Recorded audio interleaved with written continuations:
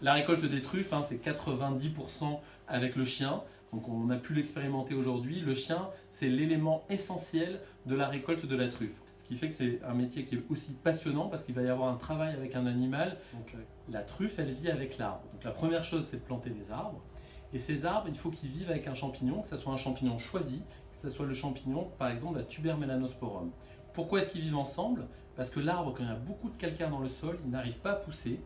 Et donc il lui faut quelqu'un pour l'aider à pousser. Et ce quelqu'un, c'est le champignon de la truffe. Seulement ça, ce n'est pas le champignon de la truffe en tant que tel, ça c'est le fruit du champignon que nous voyons. Et donc ce qui va aider l'arbre à pousser, c'est du mycélium, c'est des petits filaments qui vont venir entourer les racines et leur permettre de mieux se nourrir. Donc il faut un maximum de racines dans les 20 premiers centimètres du sol. Parce que la majorité des truffes sont trouvées dans les 20 premiers centimètres du sol. Donc le trufficulteur, il va falloir qu'il aide l'arbre à pousser, et notamment le système racinaire, il va le designer pour qu'il soit relativement traçant.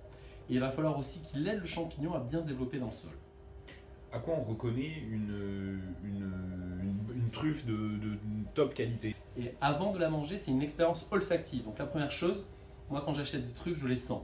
Une bonne odeur, une bonne fermeté. Et ensuite, il faut que l'intérieur soit très noir, bien un noir concentré, avec un veinage blanc fin. 2020 est une année assez compliquée, hein, je l'apprendrai à personne. Hein. C'est une année très compliquée pour la truffe aussi. À partir du 15 décembre, là, on a commencé à avoir de la truffe vraiment de qualité grâce au froid qu'on a eu précédemment.